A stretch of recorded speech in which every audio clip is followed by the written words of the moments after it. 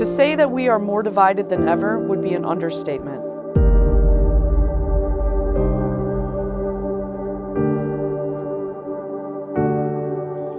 To say that these are the most trying times of our nation would be overselling the issue.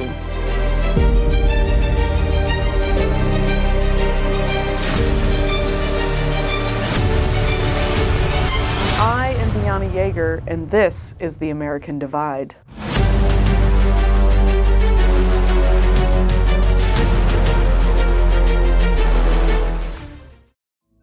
In order to understand what we are seeing today, we first have to understand some historical context. Back in 2016, people thought both candidates sucked and didn't really want to vote for either one. Hillary Clinton was still in hot water as a result of her email shenanigans, and Donald Trump's campaign wasn't seen as a serious bid for the White House. With 2016, it was more of the fact of, oh haha, funny orange man in office, but then after Biden got elected, the whole Ukraine war with Russia started, which forced officials to be like, okay, Trump is buddy with Putin. We should think more carefully. And at first, in his first run, he was more of a joke, a meme. He didn't do really anything. He was like, haha, I have the seat now, I have power, I am amazing. And it just boosted his ego. But now with actual lives on the line and with Russia even telling America, hey, y'all better stop with the Yemen shit or we're coming in. It's like having a toddler run a race car track. It's going to blow up in its face. When COVID-19 hit, people started taking Trump's presidency seriously and realized that it was a complete shit show. And so they elected Joe Biden in 2020. And then January 6th happened.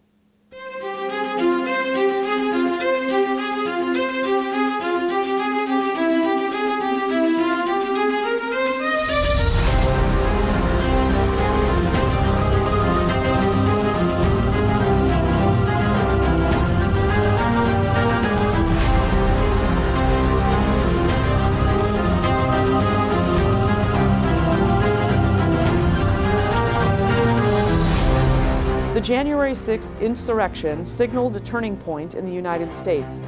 Never before has the Capitol building been attacked and the lives of Mike Pence and the members of Congress been threatened by the American people.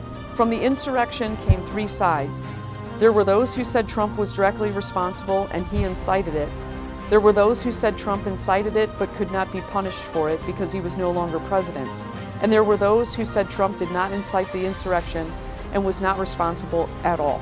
From those three sides comes today's current political climate: the hardcore MAGA supporters, the moderates who are concerned with Trump, and the far-left liberals, each with their own destructive ideologies.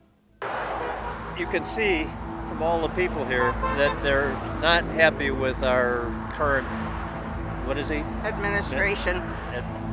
Not just President. Trump, it's Musk, it's the cabinet. They're all grifters and incompetent, and boy, I support Kristi Noem being out of there.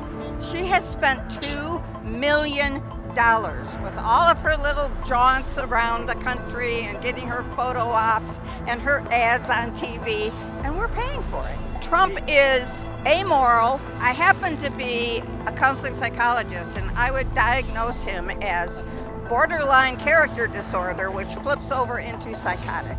Well, he has no moral compass, none whatsoever. He doesn't care about anybody, which is why he surrounds himself with incompetent people, because then he can feel smart, which he is not. He's not smart. I took the classes. He's not smart. He paid someone to get into his high school. He paid somebody to take his college boards. He's never said he graduated from Wharton. I mean, I graduated from U of M. I don't say I went there. I say I graduated from there. He's for the American people. If you watch Trump on his first term, when he walked past any American flag or any soldier, he made sure that he saluted them, he hugged the American flag, he showed everybody that he cared about America. That doesn't sound like somebody that you wouldn't want as president. That sounds more like somebody that you would want as president. I like his policies where he's looking to get rid of human trafficking, he's looking to secure our borders, and he's looking to all of our financial matters in the country that have not been looked into before. That's the way it should be. I think he's amazing. I think he's a hero, really. He's volunteered his time. He's looking for waste, fraud, and abuse. And I have to ask, what American wouldn't want waste, fraud, and abuse of our funds being found out and put right back where they're supposed to be? Well, there's some pretty lewd things, but a few of the items that I heard mentioned on the media were supplying millions of condoms to the Gaza Strip. Did we need to do that? Or how about all the LGBTQ things that they feel that they needed to fund with our money without asking us first? Doesn't matter if you're for it or against it. How would you like to have somebody just spend a bunch of your money on some random cause?